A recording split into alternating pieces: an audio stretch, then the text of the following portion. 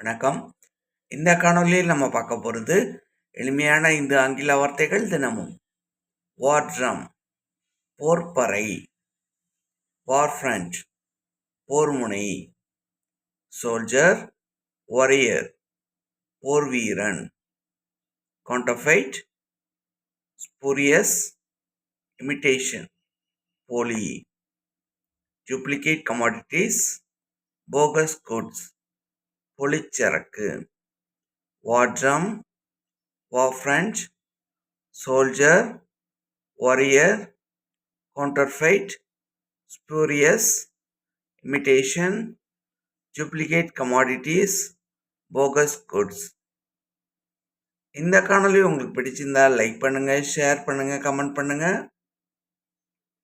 நற்பலதி சேனலை சப்ஸ்கிரைப் பண்ணுங்க. தேங்க்யூ.